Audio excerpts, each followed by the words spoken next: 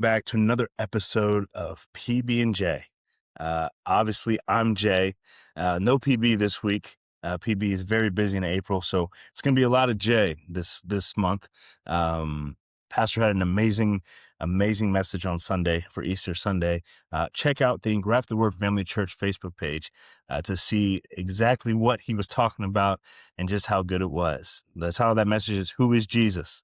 And we do find the answer by the end of that. So it's great to be with you guys again. I hope you guys enjoyed last week's episode. I hope that it helped answer some questions for you and hope made you think a little bit deeper about salvation and about the sacrifice that Jesus did on the cross for us during Easter Sunday, Resurrection Sunday. That being said, the rest of this month, we're going to talk about one of our new segments we started this year. Who is he? And so we're going to go over some Bible characters. There's a common theme with these guys that go along with salvation and go along with Jesus. And to start with it, I figured we would talk about the guy who's often, in some ways, compared to Jesus in his story, and that is Joseph. Okay, now Joseph is the son of Isaac. Isaac's favorite son, Jacob. Sorry. Isaac's favorite son, Jacob. Jacob becomes Israel. That's what he's known as. He has 12 sons. Yes, and there's 12 tribes of Israel. So it's kind of funny how that works out, huh? Joseph is the second youngest of that 12 brothers. But he is Israel's favorite. Jacob's favorite son is Joseph. Now, Joseph has a lot of good things about him. Okay, not only is he his daddy's favorite, but he is also a man who is given some special benefits from his father, and he has to learn a little bit about the gift that's given to him by God. When we start with Joseph, it's very simple. Joseph is given a coat of many colors by his father. And instead of being humble, Joseph flaunts that coat to his brothers. But the other thing that Joseph does is he has some dreams. Now, those dreams are very vivid for Joseph. He sees 12 stars bowing down to him. He sees 12 barley clothes bowing down to him. We'll read a little bit about that here in Genesis here in just a few minutes. I want to give you kind of an idea of who we're dealing with. As Joseph is talking to his brothers have a deep hatred for him. They don't like that he is the family snitch. Israel sends him out many times to spy on his brothers and report back to what they're doing and not doing correctly in the fields. But he also tells his brothers about these dreams that he's having. Now, it's probably not the best advice to go and brag to your siblings that you're going to be the king over them, or that you're going to rule over them, or that they're going to bow to you if they already don't like you.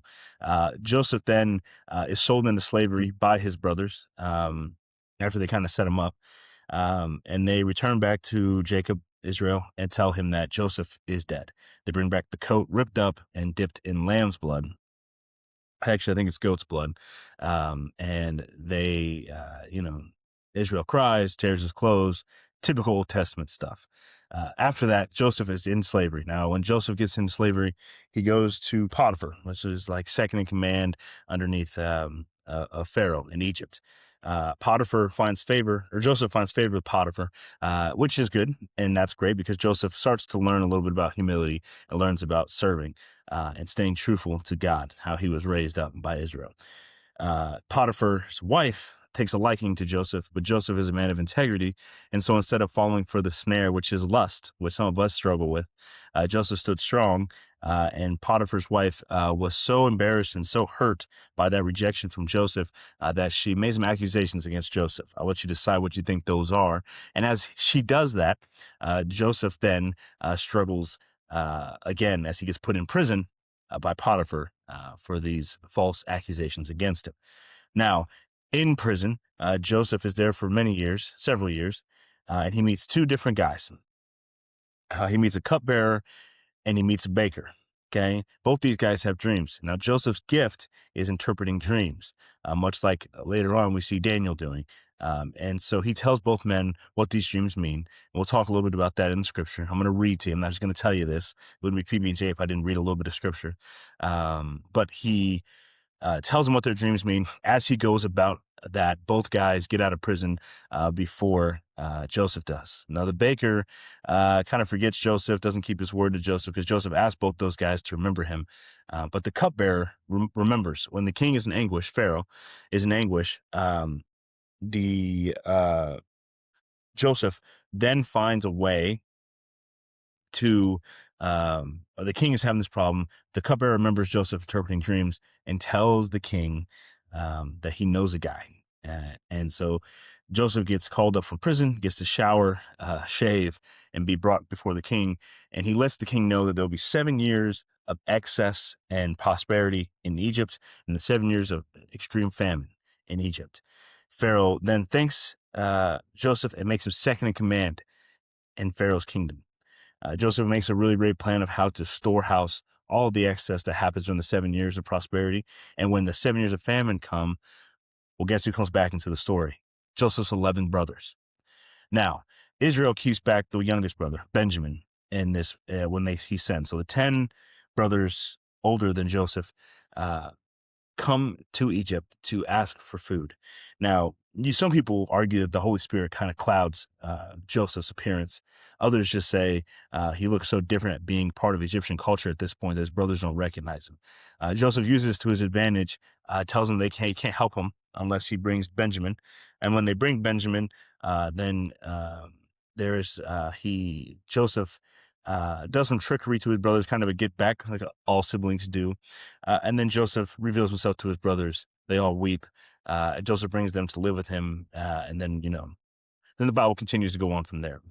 Now, in Joseph's story, before we get into the scripture, there's a lot of good things about Joseph and what he does. Joseph starts out as an arrogant, cocky, spoiled brat. That's just the best way to put it for anybody watching and listening. Joseph is his father's favorite. He knows it, and he lets everybody else know it as well. Now, that's a dangerous game to play, and the Bible warns about that kind of arrogance. Now, to Joseph's fairness, his brothers also had a deep hatred for him that also was unbiblical. And the way that they handled that hatred, instead of talking to their brother, they devised a plan to hurt him and effectively kill him. Now, did they know that what God was going to do with Joseph's life had to start with him getting put into a well by his brothers? No. But nonetheless, Joseph is and will be considered somebody who was found favorable with God. And as he grew and matured in humility and in wisdom, Joseph made a name for himself with Potiphar. Now, again, Potiphar's wife kind of ruined that, but Joseph kept his integrity and God honored that. And then when he was in jail, the baker and the cupbearer both forgot about him, but he still stayed true to who he is. And when the time came for him to show the blessings that God put on his life, Joseph was able to rise above. And then when he got to Egypt, or more rather into the court of the king, he made a difference in Egypt, and God blessed him and had favor with him, and it was shown through how he did what he did in Egypt. So, with all that being said, there is nothing better than being a part of something big like that. Now, Joseph, again, his story of redemption is huge as he brings his family back from the famine, back into Egypt, back into prosperity, and he forgives. And we are taught in the Bible by Jesus and others that we should forgive our enemies, that we should pray for them. And while Joseph had his fun with some of the stuff that he does, and we'll read about that here in just a second, Joseph also learned a valuable lesson about humility and about trusting in God. Because when you are at your wit's end, when the whole world feels against you, from your own blood to the world around you, God is still going to provide. And that's the beauty of the message. So, that being said, let's get into the word. So, in the book of Genesis, Genesis chapter 37 is where Joseph's story starts. Now, at this point, we've been through a lot in Genesis already, but this is about Joseph. And this is where it starts, is right, like I said, with Jacob becoming Israel and his 12 sons. Now, in Genesis 37:1, read it right here, out of the NIV, Jacob lived in the land where his father had stayed, the land of Canaan. Sorry. This is the account of Jacob's family line. Joseph, a young man of 17. So this all started when Joseph was 17 years old. He was just a teenager. Was tending the flocks with his brothers, the sons of Bilhah and the sons of Zilpah. his father's wives, and he brought their father a bad report about them. Now, this is where we see that Joseph was a little bit of a family snitch. And while that is something that we all have, right? The younger brother, younger sister, loving to go back to daddy and telling him what's wrong. We see here that this is where the discord between him and his brothers start. Now, Israel loved Joseph more than any of his other sons because he had been born to him in his old age. He made an ornate robe for him. When his brothers saw that their father loved him more than any of them, they hated him and could not speak a kind word of him. So not only did his brothers hate him, but they also slandered him behind his back. Not to his face, because he'd go tell, but behind his back. And this hatred is what the devil uses against us and our families when we don't deal with our emotional and generational curses. Now, in verse 5, okay, Joseph had a dream, and he told his brothers they hated him all the more. He said to them, listen to this, I had a dream. Verse 7, we were binding sheaves of grain out of the field when suddenly my sheaf rose and stood upright, while your sheaves gathered around mine and bowed down. In verse 8, his brothers said to him, do you intend to reign over us? Will you actually rule us? And they hated him all the more because of his dream and what he had said. Now, Pastor often talks about not telling everybody your business. When you have a dream or a word from God, not everybody needs to know. Not everybody needs to hear it. That's not always the reason God gives you things. Now, there are things that God gives you that you're supposed to preach and you're supposed to teach. There's other things that are supposed to be between you and God. And this is probably one of those moments for Joseph. He just doesn't see it yet. He's 17. Give the kid a break. So then in verse 9, he had another dream and told his brothers again. Didn't learn the first time. I had another dream, and this time the sun and the moon and the 11 stars were bowing down to me. Now, the sun and the moon are Jacob, and then I believe Rachel is her name. It is his favorite wife. It's a whole nother story. It's really good. You should read it. It's earlier in Genesis. But then the 11 stars obviously are his brothers. When he told his father as well as his brothers, his father rebuked him and said, what dream have you had? Will your mother and I and your brothers actually come and bow down to the ground before you? His brothers became jealous, but his father kept the matter in mind. So again, Joseph is not understanding the gravity of what he's doing. Now, in verse 12, it said, now his brothers had gone to graze their father's flocks near Shem. And Israel had said to Joseph, as you know, your brothers are grazing the flocks near Shem. Come, and I am going to send you to them. Very well, he replied. So he said to him, go and see if all is well with your brothers and with flocks, and bring the word back to me. Now, Israel, Jacob, is not helping the situation by any means. He is going in and he's having Joseph do this stuff, knowing that Joseph's going to come back and give him a good report because Joseph is favored with his father. But what is also happening here is he's helping sow this discontent in his house. And the Bible warns us about sowing discontent and sowing strife in our homes and around us. It's not good. Jesus talks about it in Matthew. So when he gets there, a man answered and told him in verse 17 that they moved on from here. I heard them say, let's go to Dothan.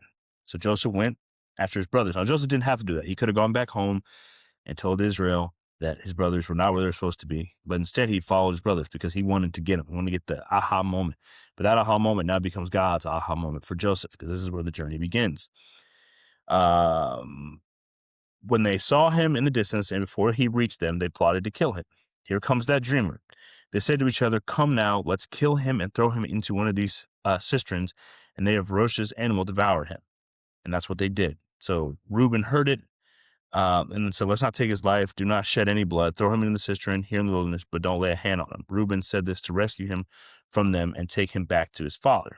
So Reuben had a plan to save Joseph. So when Joseph came, they stripped him of his robe, the robe of many colors, and they took him and threw him into the cistern. The cistern was empty. There was no water in it.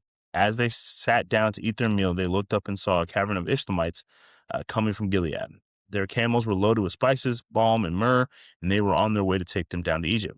Judah said to his brothers, what will we gain if we kill our brother and cover up his blood?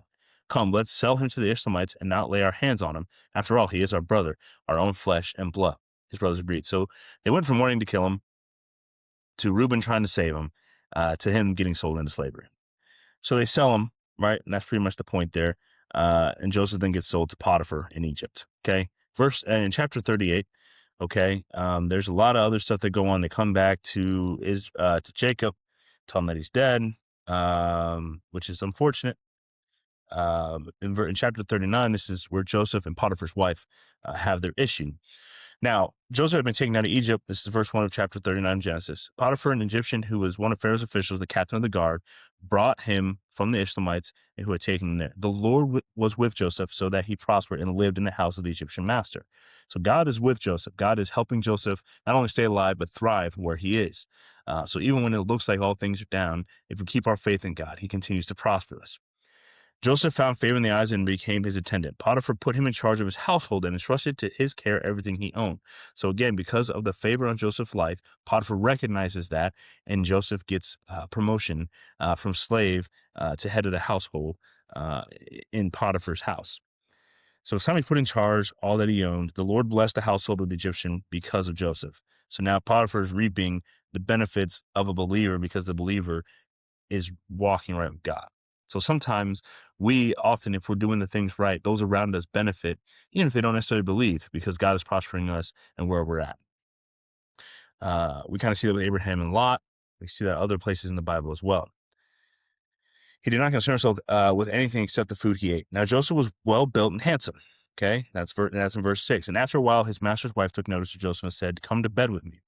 But he refused. "With me in charge," he told her, "my master does not concern himself with anything in the house. Everything he owns, he has entrusted to my care. No one is greater in the house than I am. My master has withheld nothing from me except you, because you are his wife. How then could I do such a wicked thing and sin against God?"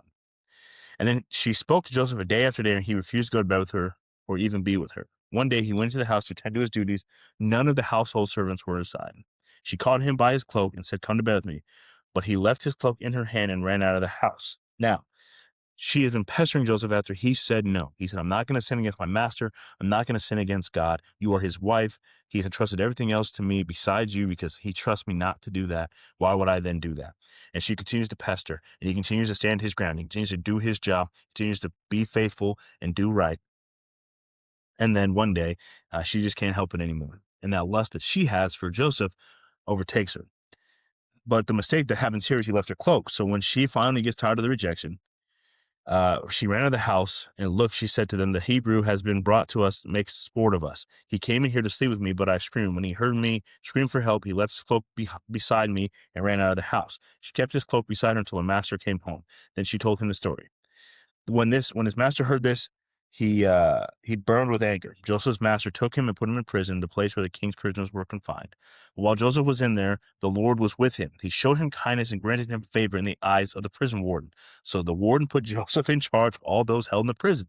He is made responsible for all that was done there. The warden paid no attention to anything under Joseph's care because the Lord was with Joseph and gave him success in whatever he did. Now you're seeing again that while Joseph was hurt again and falsely accused and hurt, this time around there is no arrogance. There's a humility about Joseph. And see, a lot of people take humility and think that it's weakness. It's not. Humility is wisdom in knowing who you are and knowing why you're doing what you're doing. Joseph knew that he was with God. Joseph knew that God was with him, and there was no reason to turn his back on that. And if we can learn that, then God is with us in the prisons and in slavery and in all those things that we struggle with. God is with us. And you see God do this many times. Shadrach, Meshach, and Abednego, or Adonai, Mishael, and Azariah. Bishop's going to hear that and cringe in the car. But you hear that with those boys in the fiery furnace. You hear that with Daniel in the lion's den. And you even hear that, with some of the stuff in the New Testament. God is with us. And if he's with us, then who can stand against us? You know that verse. So Joseph's in prison again, okay? But he's in charge of everybody in the prison, okay? In Genesis 40, the cupbearer and the baker offended their master, the king of Egypt. Pharaoh was angry with his two officials, the chief cupbearer and the chief baker, and put them in custody in the house of the captain of the guard, in the same prison where Joseph was confined. The captain of the guard assigned them to Joseph, and he attended to them. After they had been in custody for some time, each of the two men, the cupbearer and the baker of the king of Egypt, were being held in prison, had a dream the same night. Each dream had a meaning of its own. When Joseph came to them the next morning, he saw them, they were dejected. So he asked Pharaoh's officials who were in custody with him in the master's house. "Why do you look so sad today?" "We both had dreams," they answered, "but there is no one to interpret them." Then Joseph said to them, "Do not interpretations belong to God? Tell me your dreams." So the chief cupbearer told Joseph his dream. He said, "In my dream, I saw a vine in front of me, and the vine was 3 branches. As soon as it budded, it blossomed and clusters ripened into grapes. Pharaoh's cup was in my hand. I took the grapes, squeezed them into Pharaoh's cup, and put the cup in his hand." This is what it means, Joseph said. 3 branches are 3 days. Within 3 days, Pharaoh will lift up your head and restore you to your position, and you will put Pharaoh's cup in his hand, just as you used to do when you were his cupbearer. But when all goes well with you, remember me and show me kindness. Mention me to Pharaoh and get me out of this prison. I was forcibly carried off from the land of the Hebrews, and even here I have been done nothing to deserve being put in this dungeon. In verse 16, then the chief baker saw Joseph had been favorable in interpretation. He said to Joseph, I had a dream too. On my head were 3 baskets of bread. In the top basket were all kinds of baked goods for Pharaoh, but the birds were eating them out of the basket on my head.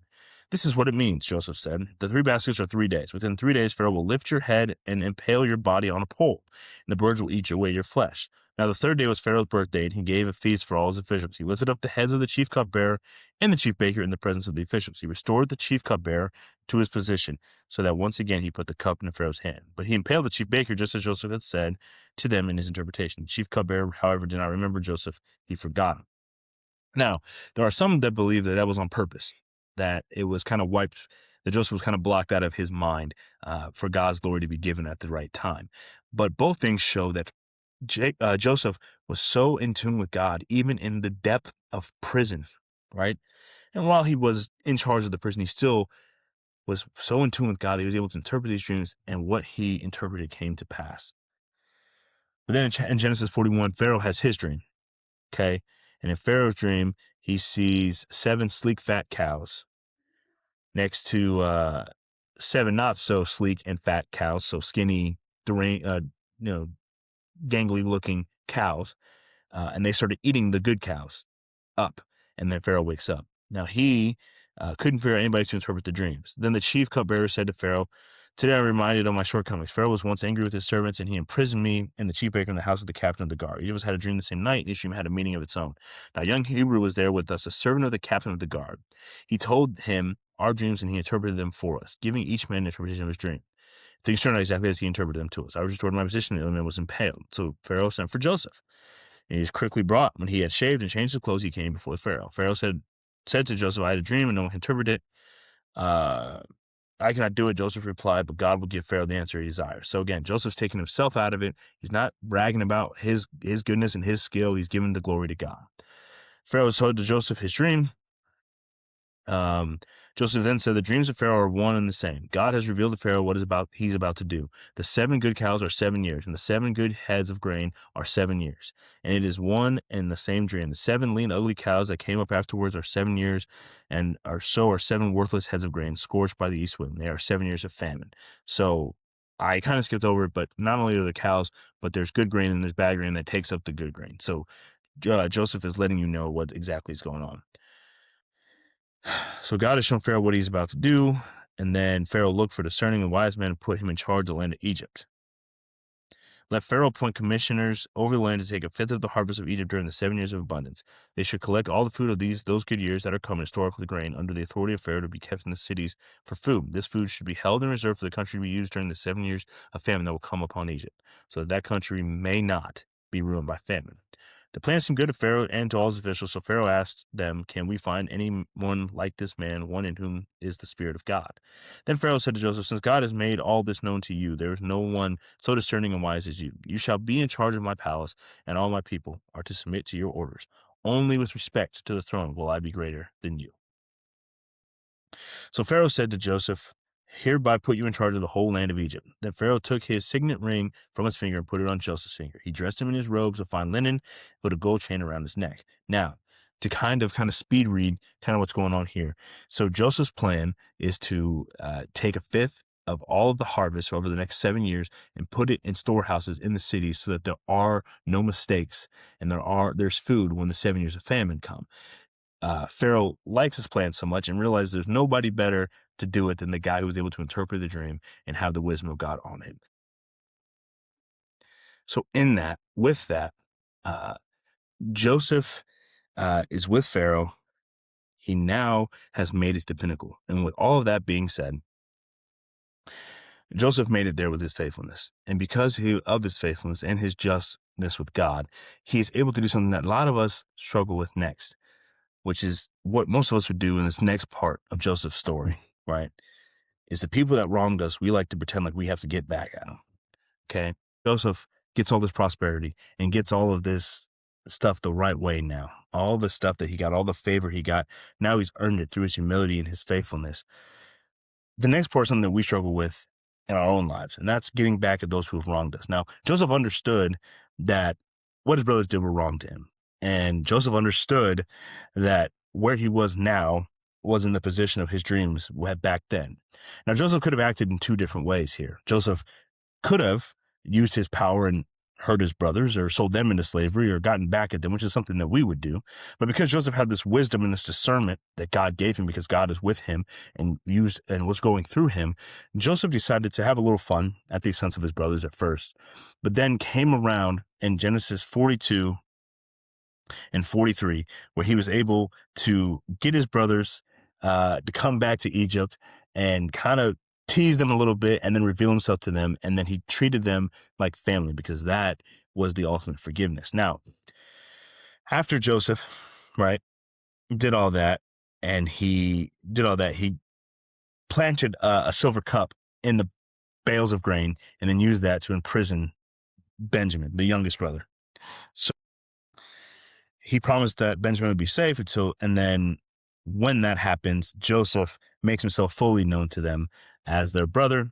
And when he does that, Joseph is alive. His father is rejoiced. His brothers are rejoiced, and everything kind of goes back together. So that's the story of Joseph. That's what Joseph's story is about. Now, it's a story of redemption. It's a story of gratitude. But I want us to really sit down and think about what Joseph's story means. Look, there's a lot of times, like I said, that God gives us a purpose, that God gives us a story. And sometimes we can get caught up in exactly what that looks like, or we have to feel like we have to tell somebody or everybody. And that's not what we're called to do. When Joseph was a 17-year-old kid, he was in the wilderness because of his brothers. And he was sold into slavery by his brothers because of his arrogance, because of his short-sightedness, because he didn't have wisdom and discernment. But Joseph remembered probably the teaching of his father Israel and his grandfather Isaac and all those things. And because of that, he was able to not only make a difference in Potiphar's house, but a difference in the prison and then a difference in Egypt. And because of that, he was able to really make a difference in all of his wisdom and discernment, was able to see God prospering him in every step of his journey back to his family. And so what I want us to really think about is, where are we going in our walk with God? Where we have been betrayed? Where have we been lost along the way? See, Joseph may have lost it at 17, but he worked every year after that at getting back to his family. He didn't know that was God's plan. He didn't make any moves to go back to Israel, to go back to his brothers, to go back to his mother. He accepted where he was going, and God brought them back to him. And so what I really want to send home to you today is that even in our arrogance and our ability to get lost in what may be a couple blessings here and there, never lose sight of how you got there. Never lose sight of who's been carrying you the whole way, and that's Jesus. And that's your trust in him and your faithfulness to him and all of those things. Joseph trusted God that God would get him through whatever he was going to face. And in doing so, he became a Bible hero that we get to talk about now. I pray that as you listen to this and as you think about this, take some time to read Genesis. Take some time to read this story. It's chapters 37 to, I think, 47. Yeah. I think that's where it ends. And I think the next chapter, yeah. So it's right around there. I think right till about Genesis 50. But take some time and really dive into Joseph. I think there's a lot of things we can learn from Joseph, a lot of things we can pull from Joseph. But also remember that humility is always the best policy, right? And trusting in God is always going to have him on your side and prospering you, whether you're in a lion's den, a furnace, or in a well. The blood of Christ will always be the top priority in changing your life and changing the lives of those around you. And sometimes we have to walk away before we can walk forward. Amen. So I thank you for listening to another episode of PB&J. I thank you that you take some time and watch this and listen to this. And until next time, go and grow with purpose. Peace.